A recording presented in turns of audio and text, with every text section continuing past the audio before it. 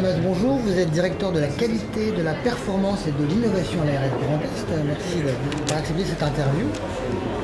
Vous sortez de la première session du salon de la télémédecine sur l'organisation de la télémédecine en région. Où sommes-nous? Donc je vais reprendre cette question.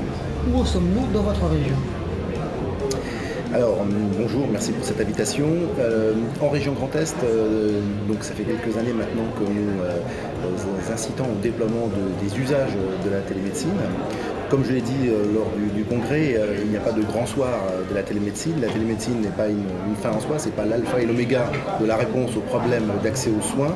C'est un facilitateur de cet accès aux soins, de la réponse, et donc charge à nous très inclusifs, l'ensemble des acteurs du territoire jusqu'aux patients, à mettre en place ce déploiement des usages pour un véritable service.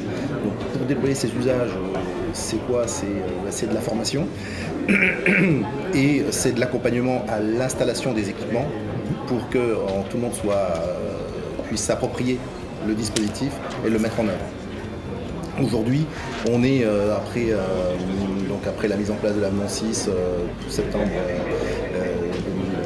2018, on est à 13 000 téléconsultations, avec une majorité sur la première moitié sur la médecine générale, beaucoup d'actes aussi de télésurveillance et ensuite des spécialités et de l'expertise. Quelles sont vos priorités pour 2020? Pour 2020, les priorités elles restent sur 3 axes.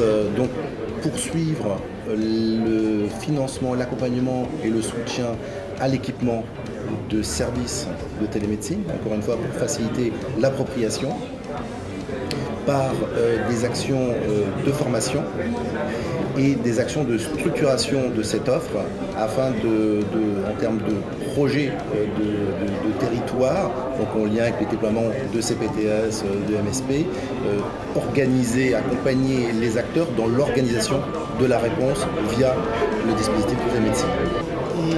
Et donc quels sont les principaux facteurs clés de réussite de ce déploiement en région?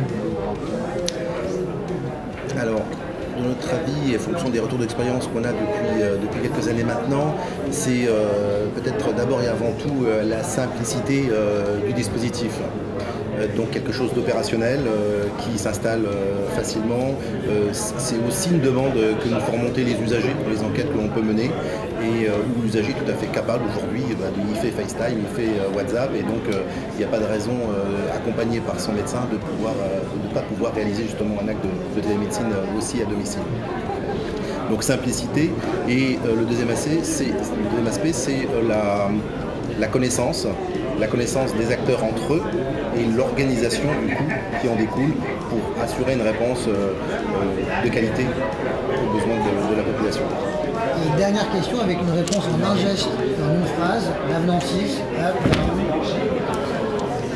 L'avenant 6 était nécessaire, il est important parce qu'il permet de donner un cadre pour le déploiement de la télémédecine et dans un cadre, encore une fois, qui lui garantit la qualité et la sécurité des soins.